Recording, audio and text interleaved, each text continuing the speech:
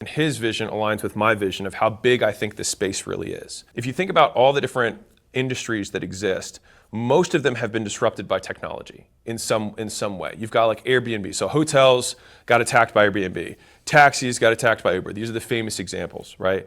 But there isn't, if you think about it, no one's disrupted education. No, like there's no one place that everyone goes to learn stuff. It's still completely fragmented. And as somebody who's been in that space and understands that space very well and sees the trends, I believe that there will be someone who will take it. And my bet is that school will be that company. Now, why school versus the zillions? So this is like, I guess, point 4, which comes down to why this particular company, this particular product. And hopefully even going through this, the thought process, you can still relate to any major decision that you have to make in your life. And so why school particularly? One of my big litmus tests for something, a product that I'm going to promote, is that I want it to grow on its own. Meaning, if the only way that a company grows is that it advertises, and when it stops advertising, it goes down, I don't like that. I like to have passive growth. And so let's go over here and I'll walk you through it. So there's something that I call the golden ratio in business. You have the percentage of customers who refer customers and the percentage of customers who exit. So these people exit, these people refer, and if the percentage of people who leave every month, so this is 0.1, so 10%, all right, I'll put it as percentages rather than decimals. There you go. Hopefully, bear with me. If 10% of my customers refer me a new customer every month, and 10% leave every month, then my business will stay the same. Now, if 20% of my customers refer me a customer every month, and the same 10% exit, my business over whatever this interval of time is will 2x, 2 over 1. And that means that no matter how big I get, the business will consistently double every one of those time intervals. And so I look very carefully at what percentage of customers decide to bring other customers to the business and what percentage are leaving or choosing not to buy again. And this works whether you're selling physical products, it works whether you're selling software, it works whether you're selling services, it works the same way. And so this golden ratio of percentage of referrals over percentage of people who leave or churn is what tells you the passive growth rate of a business. Now, the vast majority of businesses, they've got, let's call it, 2% of people are referring, and they've got, 10% of people that are leaving. And so they have to fill this bucket up with ads or marketing or outreach or whatever it is that they have to do to fill up the top side so that they just don't lose everyone over time. And that's because they don't understand how to build a good product. Now, once you have a company that does this and does have more people who refer than leave every month, that is when this is a flame.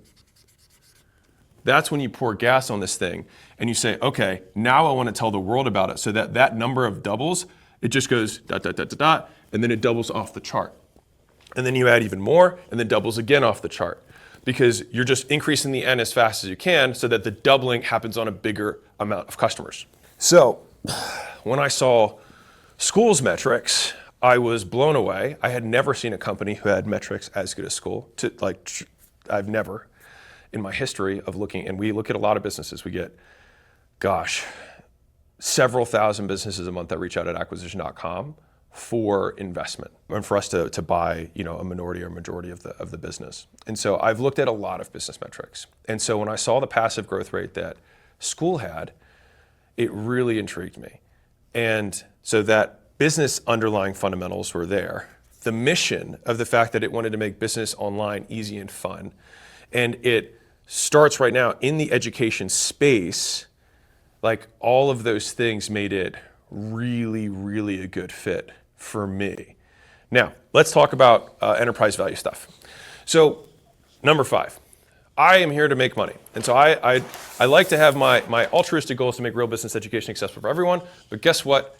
We have a lot of people work at this company, and unfortunately, you guys, want to eat, feed yourselves, have girlfriends and boyfriends, and I have houses and cars. Damn you, right? And so these guys need money. Unfortunately, I would do this for free, but they need money. And so money is obviously a component of any business.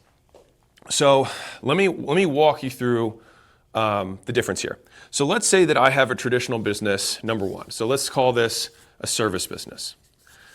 And let's say, I'm just going to use simple math here. All right, I'm going to try not to do too much math because I know everyone hates math, right? Which, by the way, get over that because if you want to make money. But let's say that we've got a $10 million business that does top line and it does $3 million in profit. Okay, cool. Now, a traditional service business like this might be a $15 million business. So that's just giving a 5 times multiple to the business, which, by the way, that's how businesses are valued, is usually a multiple of earnings. And so, cool, this is a $15 million company. Now, if I double this company and go from 10 to 20 and 3 to 6, then this becomes a $30 million business, more or less. Might get a little bit more, maybe get 6x because it's a little bigger. But more or less, I have this delta that I can add to the business. Now, if I had an e-commerce business, my multiple might be on top line, but it might be a little bit higher. So if it was the same numbers, 10 and 3, then this company might trade at, call it 2 times top line. So this might be a 2 times top line business, 2x in terms of how it's valued. So this might be a $20 million business at baseline. And again, if I double this business, then it goes to $40 million. Okay, well that went from increasing by 15 million to increasing by 20 million. So if I owned this business, me putting the same effort in, I would make more money. Neat. Now let's look at this third piece, and then I'm going to tie this together for you. Let's say we have a tech/software business. And these businesses trade, and all of these trading multiples depend on all the fundamental business economics. I'm trying to keep this really simple and high level because I want the decision-making process to be the highlight more than the individual numbers.